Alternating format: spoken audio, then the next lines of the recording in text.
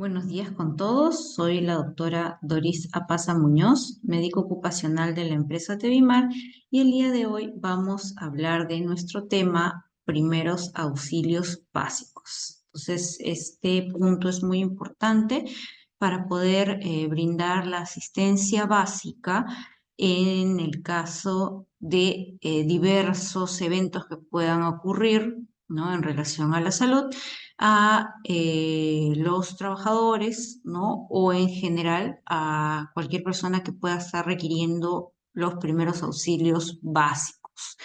Esta parte es muy importante, ¿no? Porque brindamos la asistencia inicial, ¿no? Para que posteriormente, al ser tratado por un médico, pueda ya tener el mejor manejo inicial.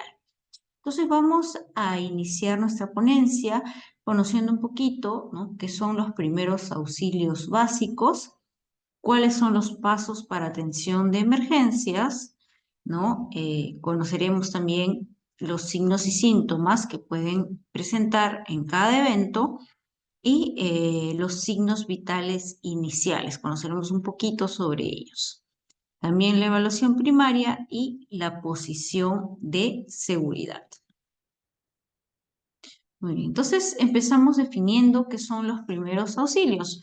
Los primeros auxilios son los cuidados inmediatos, ¿no?, que se va a prestar a la persona que sufre un accidente o alguna enfermedad previo al paso a una unidad o un centro asistencial hospitalario, ¿no? Hospitalario, ¿no?, ya sea consultorio, etcétera.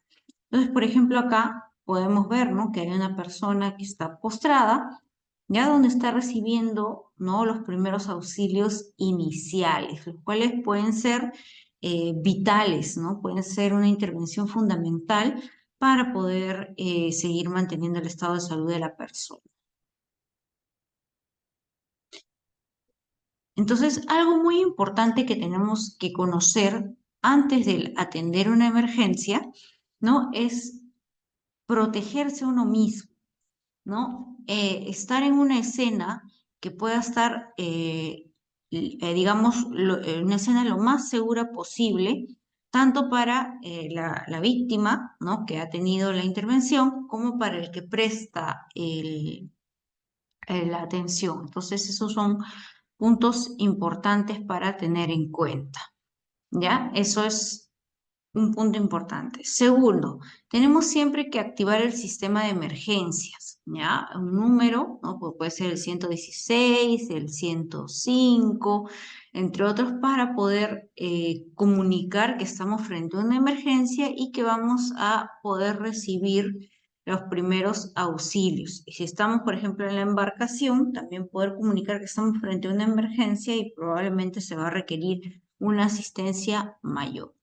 Y luego, ¿no?, los primeros auxilios, brindar el soporte, ¿no?, de salud emocional a la persona, ¿no?, para poder brindarle esa primera atención que es básica y fundamental para poder mantener el estado de salud. Entonces, para ello, primero tenemos que conocer qué o cuáles son los signos vitales, ¿no? Entonces, básicamente son el pulso, frecuencia cardíaca, ¿no?, y la respiración. Entonces, básicamente, ¿no?, el pulso, o conocido como frecuencia cardíaca, ¿no?, me va a indicar, ¿no?, los latidos o el bombeo que genera el corazón, ¿no?, a nivel de todo el organismo. Y hay zonas donde podemos palparlas inicialmente, ¿no?, como es la arteria carótida, ¿no?, el pulso carotidio, ¿no?, y también el pulso radial con la arteria radial. Existen otros pulsos, ¿no?, que son a nivel femoral, a nivel de la ingle, ¿ya?, y otros muchos más, pero los más comunes son el carotidio, ¿no?, donde nosotros estamos en esa posición, giramos la cabeza, vemos el esternocleidomastoideo, el músculo, y ponemos dos dedos delante de ese músculo y comenzamos a evaluar las pulsaciones. Algo muy importante es que evaluamos con estos dos deditos, no con el pulgar, porque el pulgar se percibe principalmente sus latidos. Entonces, estos dos deditos los ponemos adelante del esternocleidomastoideo y procedemos a hacer la contabilidad de los latidos. Igualmente, en el radial, ¿no? Vemos dedo gordito, ¿no? Palpamos, ¿no?, la superficie ósea y ponemos estos dos deditos por encima de esa superficie ósea y podemos ahí percibir lo que son los latidos. En la femoral, ¿no?, por ejemplo, cuando hay sangrados masivos, ¿no?, generalmente podemos percibirlo o acá o a nivel de la femoral, eso sea en la ingle. A nivel de la ingle, lo más medial posible, ponemos igual los dos dedos y vamos a percibir el pulso femoral, ¿no? Algunos casos cuando hay choque hipovolémico, cuando hay sangrados masivos, ¿no? Puede ser que no lo percibamos acá en el radial, pero podemos percibirlo, ¿no?, en el carotidio o en el femoral. Los valores normales de la función vital, conocida como pulso o frecuencia cardíaca, son de 60 a 80 latidos por minuto. Puede ser, digamos, aceptarse hasta 100. De ahí, de 100 para adelante, sí ya se considera algo patológico. ¿Ya? En relación a la frecuencia respiratoria, ¿ya? Me va a indicar, ¿no?, el número de veces que se da el intercambio gaseoso a nivel de los pulmones, ¿no? La inhalación que entra el oxígeno y la exhalación que sale el CO2. Entonces, importante eso, tenerlo en cuenta, ¿ya? Entonces, esos puntos son importantes para tener en cuenta. ¿Y cómo lo vamos a medir? ¿No? Podemos colocar la mano, ¿no?, a nivel del tórax, ¿no?, y, ¿no?, poder percibir el número de inspiraciones y expiraciones, ¿ya? Entonces esos son puntos que tenemos que tener en consideración. ¿Y cuánto es la frecuencia cardíaca, la frecuencia respiratoria normal? Promedio, ¿no?, de 12 a 16. Puede aceptarse hasta 20. Ya de ahí entramos más de 20, es una taquipnia. Entonces, eso ya me está indicando un proceso patológico, ¿ya? Muy bien, seguimos. Luego tenemos la temperatura, ya importante la temperatura corporal, podemos medirlo con un termómetro de mercurio por vía oral, ¿no? Tenemos también los termómetros que perciben, ¿no? Importante, con el infrarrojo pueden percibir la temperatura, los de piel, como es el de acá, ¿ya? Y tenemos también otros termómetros, ¿no?, que se pueden poner a nivel del oídito o otros orales también para poder percibir, ¿no? Entonces, importante me va a dar la temperatura, ¿no? Algo que tenemos que tener en consideración es que la temperatura, ¿no?, principalmente la real, la del cuerpo, es la que se toma a nivel de la boca, debajo de la lengua, se pone el termómetro y tenemos unos 5 minutos y podemos hacer la lectura, ¿no? Pero si hacemos una temperatura axilar, tenemos que sumarle 0,5 grados, ¿no? Por ejemplo, si me sale 36,5, su temperatura real será 37. ¿Ya? Eso es importante también tenerlo en consideración, ¿ya? Y la temperatura, ¿no? El rango óptimo es 37, ¿no? Pero puede estar entre 36,5, 37,5. Ya si vemos 38, 38,5, 38,5 ya estamos hablando de fiebre, ¿no? 38 podemos estar hablando de una febrícula, ¿ya? Entonces, importante, 36,5 hasta 37,5. En relación a la presión arterial, ya también es principalmente conocida como la fuerza que ejerce, ¿no?, la sangre contra las paredes de las arterias. Entonces, importante, ¿no? Después de correr, no vamos a tomar la presión porque va a salir elevada. Entonces, siempre llega la persona, descansa unos 5 minutos y podemos hacer el control de la presión arterial, ¿ya? Doctora, pero por ejemplo, si hay un accidentado, en ese momento no tenemos el tensiómetro, ¿no?, suficiente con frecuencia cardíaca, frecuencia respiratoria, que es lo básico, ¿ya? Y la presión arterial ponemos principalmente, ¿no?, el manguito a este nivel, ¿no?, por unos 4 dedos por encima de la flexura del codo y vamos a proceder a insuflar el tensiómetro, si tenemos un tensiómetro como el de acá, que es, ¿no?, eléctrico, entonces nos va a dar inmediatamente el valor. Hay otros que son de mercurio, ¿no? U otros que se insuflan y me dan el valor, pero tenemos que saber leer en el manómetro lo que es la presión arterial. ¿Ya? Entonces, esas son las formas o las funciones vitales que tenemos que tener en consideración, ¿no? Y las formas de poder evaluarlas.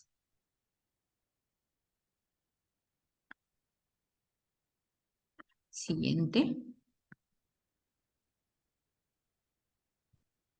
Muy bien. Luego, por ejemplo, cuando encontramos una persona que está inconsciente, ¿ya? Entonces, algo importante que tenemos que tener en consideración, lo primero, ¿no? Evaluar el ambiente, ¿ya? Si es una zona segura. Posteriormente, vamos a evaluar el nivel de conciencia, ¿no? Nos ponemos cerca de la persona y vamos a ver si es el estado de alerta, si hay alguna respuesta al estímulo verbal, responde al estímulo doloroso o está inconsciente. Entonces, la memotecnia es ABDI. Entonces, para poder ver, ¿no? Algunos le dicen, está bien, no lo cogen de los hombros, ¿no? Entonces, otros pueden generar algún estímulo doloroso, ¿no? Una presión en la frente, a nivel del tórax, ¿no? Entonces, para poder ver el estado de conciencia. Si, digamos, hay un estado de inconsciencia, vamos a evaluar principalmente, ¿no?, las funciones vitales, ¿no? Principalmente si la respiración, el ver, oír, sentir. Como vemos la figura, acerca, ¿no?, la carita, ¿no?, y mira el tórax para ver si insufla y percibe lo que es la respiración, ¿ya? Entonces, ver, oír, sentir, y también escuchamos si está ventilando. Muy bien. Luego tenemos la evaluación de la circulación. Vamos a evaluar, ¿no?, pulsos carotídeos, pulsos radiales, como habíamos mencionado. Vamos a evaluar unos 10 a 15 segundos para determinar si hay frecuencia cardíaca y respiratoria. Luego vemos, ¿no?, que se puede hacer una inspección rápida general, ver si hay alguna hemorragia, ¿no?, que pueda poner en riesgo de vida el estado de salud de la persona. Ya todo eso hay que tener en consideración. Entonces, ¿no?, si la persona está consciente, y lo pongo en posición de seguridad, ¿no? Como ven, miren, lo ponemos de cúbito lateral, o sea, de costado, ya la mano que está principalmente pegada a la superficie va de esta forma, flexionada, la mano contralateral, ¿no?, la ponemos apoyando la carita, la pierna que está en contacto con la superficie va estirada y la pierna anterior flexionada. Ya tenemos que estar colocando en forma de seguridad, en zona de seguridad, siempre y cuando el paciente esté ventilando y con frecuencia cardíaca. Si el paciente no ventila, ya, o sea, no respira y no hay pulso, ahí tenemos que proceder, ¿no?, a lo que es la reanimación cardiopulmonar básica. Vamos a empezar con lo inicial, ¿no? Por ejemplo, si la persona está consciente, ¿ya? Y bueno, ya lo pusimos en posición de seguridad. Tenemos una hemorragia, ¿ya? El primer caso de los primeros auxilios, ¿no? Entonces, ¿qué es lo que vamos a realizar nosotros como primeros auxilios frente a una hemorragia?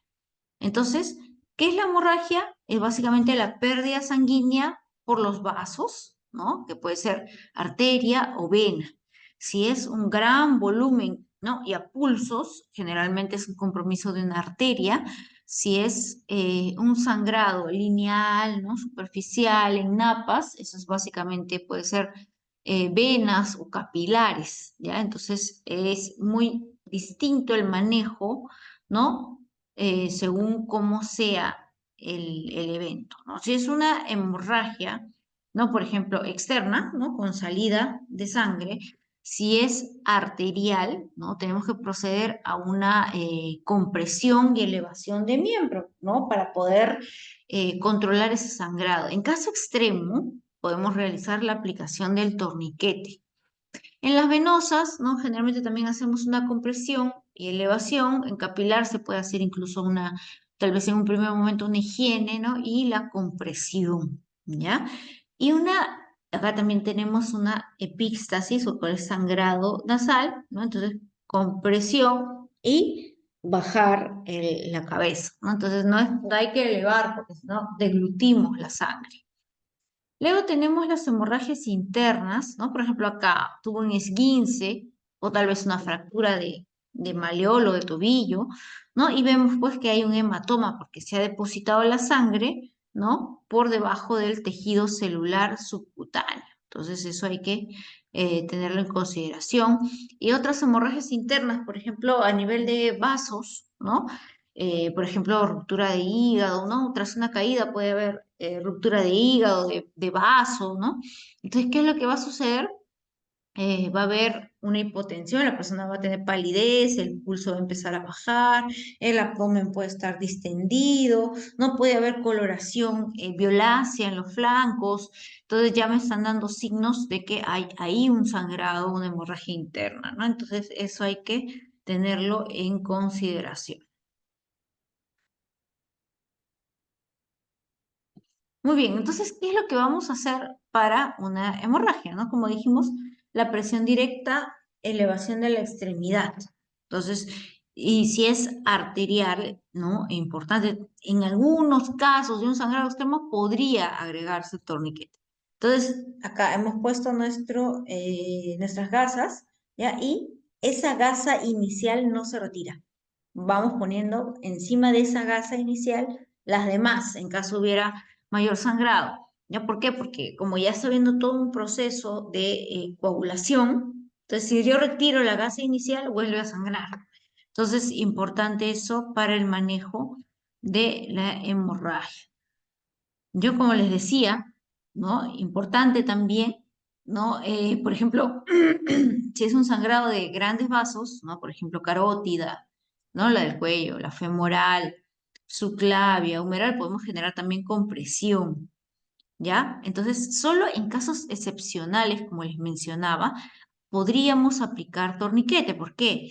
Porque principalmente ¿qué pasa? Cuando al realizar el torniquete tenemos que cada cierto tiempo, digamos, liberar para que pase la circulación, ¿no? Porque también puede generar un trastorno de circulación a nivel periférico, dedos, ¿no? Entonces, por ejemplo, importante también, ¿no? Por ejemplo, en caso de una amputación traumática, ¿no? También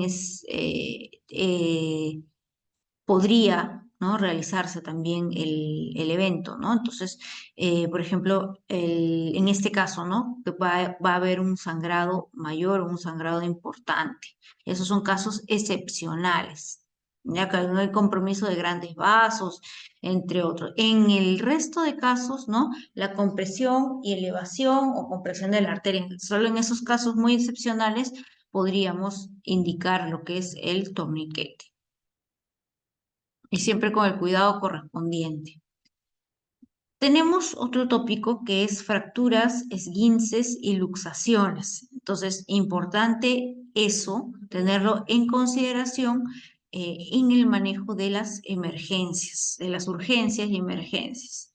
Entonces, los primeros auxilios. Lo primero tenemos que saber que es una fractura. La fractura va a ser la ruptura o una solución de continuidad a nivel del hueso, ¿no? Por ejemplo, acá tenemos una fractura cerrada, completa, ¿no? Y una fractura expuesta, completa también, pero expuesta, que puede lesionar vasos, nervios, entre otros. Entonces, puede haber también fracturas incompletas, que es como una rajadura, ¿ya? Tenemos los esguinces, ¿no? Que son distensiones o rupturas de los ligamentos, ¿ya? Y luxación con salida, o puede ser subluxación, salida de la articulación del hueso de la articulación correspondiente. Entonces, eso es la definición de fracturas, esguinces y luxaciones. Tenemos acá, entonces, un punto importante en relación al manejo, ¿no? de fracturas, esguinces y luxaciones, lo más importante es inmovilizar. ¿Ya? Por ejemplo, si hay un esguince de tobillo, inmovilizamos y luego trasladamos para que pueda tener el manejo adecuado. No puede ser un esguince de primer grado, solo una distensión, un esguince de tercer grado ya con ruptura de fibras. O puede haber incluso luxación, ¿no? Una de las más comunes puede ser la luxación de hombro, de codo, ¿ya? Entonces hay que tener en consideración eso, ¿ya? Entonces, importante eso. Y la inmovilización adecuada, ¿ya? Muy bien, sigamos. ¿Qué más podemos hacer con esos esguinces? ¿No? Hielo, ¿ya? Otra cosa muy importante, si hay una luxación, por ejemplo, de hombro, no tratar de acomodarlo, eso lo van a hacer en la entidad hospitalaria o el centro de salud correspondiente, ¿ya? Igualito, si hay fractura, no hay que alinear, eso lo realizará el traumatólogo tras ver la placa, ¿no? Entonces, importante eso, ¿no? ¿Por qué? Porque al querer a realizar esa maniobra, podemos dañar más nervios, vasos, ¿no? O terminar de fracturar el hueso, ¿no? Entonces es importante eso. Hielo, inmovilización, ¿ya? Y traslado. ¿Ya? Luego tenemos quemaduras, ¿no? Importante también este punto que suele ser muy frecuente, ¿no? Lo primero es, ¿qué es una quemadura? Es una lesión, ¿no? Que se va a dar a nivel de piel y mucosas, ¿ya? Epidermis, dermis. En algunos casos puede comprometer eh, músculos, huesos, según la gravedad, ¿no? Puede ser quemaduras solares, quemaduras químicas, quemaduras por agentes físicos, entonces por diversas causas, ¿no? Tipos de quemadura. El primer grado, ¿no? Generalmente afecta la epidermis, ¿no? La piel que podemos visualizar, y hay un enrojecimiento que puede durar 48 a 72 horas, ¿no? Y eh, eh, el dolor va a desaparecer en 48 a 72 horas y la piel puede recuperarse entre 5 a 10 días.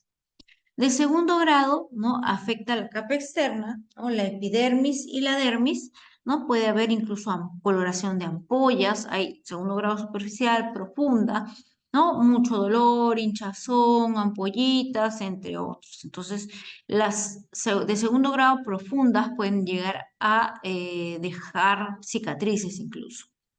Luego las de tercer grado, ¿no? Tenemos que principalmente va a, digamos, comprometer, ¿no? La hipodermis, que es la grasita que está debajo de la piel, que va a tener un aspecto blanco, ¿ya? Entonces, importante, incluso en estos casos puede llegar a músculo, ¿ya? Esas son las de tercer grado que ya tienen un compromiso mayor, un riesgo de infección, pueden generar otros problemas, ¿no? Mayores a nivel de la piel, ¿no? Porque ya destruyó las capas que protegían a la piel. Tenemos también incluso que hay unas de cuarto grado que pueden incluso comprometer lo que es hueso, ¿ya? Entonces, eso también. ¿Y qué debemos hacer? El principal manejo, agua, ¿ya? En todo momento vamos a utilizar agua corriente, ¿ya? Ese es un punto importante, ¿no? Por ejemplo, acá podemos ver que está bajo el agua corriente, ¿no? Fría, una ducha lo han puesto, ¿ya? Tener mucho cuidado con la piel, la ropa que está adherida a esa quemadura, ¿ya? No vamos, si se va a hacer el retiro, siempre con todo el cuidado, con agua y todo lo demás, ¿no? Entonces, porque si no va a dañar más la piel, va a quitar esa protección, ¿no? Por ejemplo, acá una quemadura donde no tenemos acceso a agua, entonces se puede usar mantas, ¿no? Importante. Por ejemplo, acá se ha quemado haciendo su parrilla, entonces agua siempre, agua corriente, no hielo, no cremas, no agua en pozo, agua corriente. Esa es la forma que tenemos que realizar el manejo de esa lesión.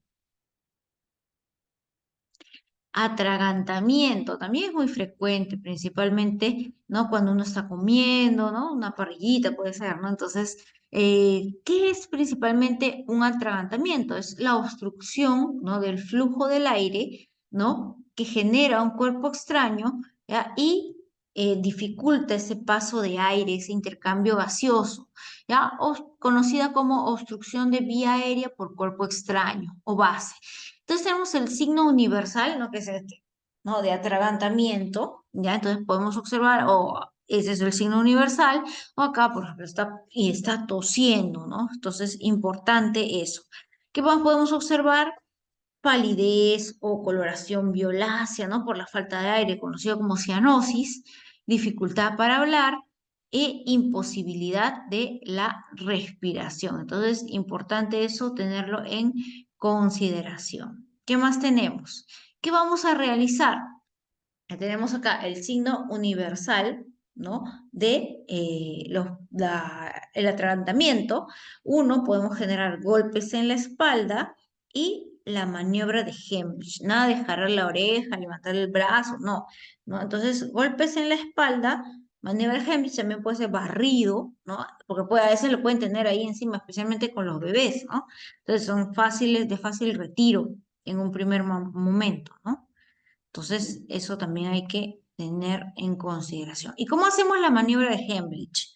Nos posicionamos a la persona que está consciente, ¿ya? Separando las piernas para ampliar la base de sustentación, nos colocamos por detrás, la mano dominante va a estar a nivel, ¿no? En forma de puño, ¿no? Debajo del ángulo de Lewis, que es la unión del esternón con las costillas. Entonces colocamos ahí y la mano en forma de puño y la mano contralateral, esta es la dominante, ¿no? Va a ponerla encima y hacemos movimientos repetitivos, ¿no? Con presiones de adentro hacia arriba, pa, pa, ya. Entonces, para poder realizar esa maniobra de Heimlich y poder arrojar el cuerpo extraño. ¿Qué pasa si la víctima ha perdido la conciencia? Si ha perdido la conciencia, entonces principalmente podemos hacer igual la maniobra de Heimlich, ¿ya? Pero en persona inconsciente, ¿no? Ponemos la cara en posición de seguridad, la carita nada más lateralizamos y procedemos a hacer nuestra maniobra de Heimlich, igual, mano dominante, ¿no? A nivel del ángulo de Lewis, ¿no? La unión de las costillas y hacia adentro y hacia arriba. ¿Ya? Importante cuando ha perdido el estado de conciencia, que es muy similar también en gestantes. ¿Y qué pasa si yo estoy solo? Con una silla me genero esa compresión para generar una presión negativa y ayudar a expulsar ese cuerpo extraño. Muy bien. Entonces, vamos a pasar ahora al RCP, la reanimación cardiopulmonar. Entonces, es muy importante, ¿por qué? Porque si tenemos un paro cardíaco o un paro respiratorio, no va a llegar flujo de sangre ni de oxígeno al cerebro.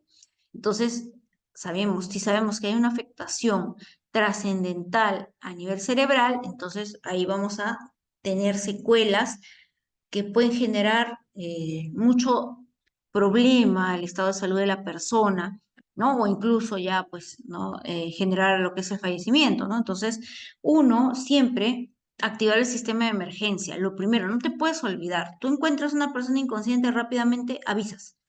¿No? 116. Tengo una persona que está en estado inconsciente, ¿no? Voy a activar el sistema de emergencia, ¿no? Previo, hecho la evaluación del estado de conciencia, ¿no? ¿Está bien? ¿Está bien? No, activo el sistema de emergencia.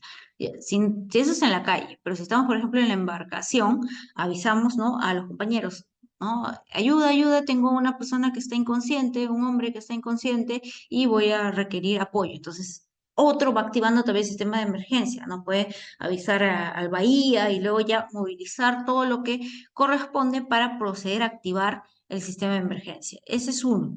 Ya vamos a evaluar, uno, el estado de conciencia. Dos, activamos el sistema de emergencia, llamada. Previo también he tenido que visualizar que esté en un lugar adecuado, ¿no? Por ejemplo, si hay un incendio, vamos a sacarlo de la zona del incendio. Si hay un derrumbe, también lo vamos a sacar de la zona de derrumbe. Luego procedemos a una reanimación cardiopulmonar de alta calidad. Entonces hay que tener muy importante conocer mucho lo que son las compresiones y las ventilaciones. Bueno, posteriormente, si se cuenta con un desfibrilador, se desfibrilará, si no, hacemos el transporte continuo con la reanimación cardiopulmonar, traslado, ¿no? Y manejo a nivel hospitalario. Muy bien, sigamos.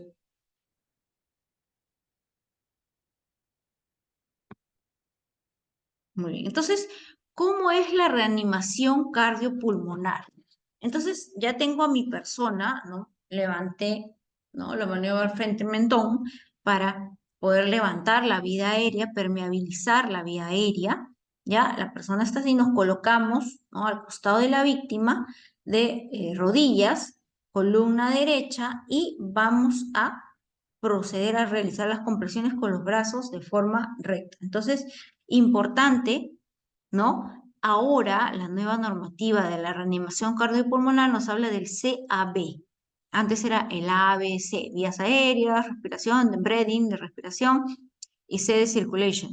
Ahora es compresiones vía aérea y B, breathing de respiración. Entonces, lo básico ahora son las compresiones a nivel torácico para poder bombear la sangre. Entonces, miren, lo que hacemos también, mano dominante, ¿no? Y la vamos a entrelazar con la otra mano a nivel del ángulo de Lewis. ¿Se acuerdan el ángulo de Lewis? La unión, ¿no? Del esternón con las costillas, ese espacio, ahí vamos a ubicar, ¿no? Nuestro puño, ¿no? Y vamos a realizar las compresiones.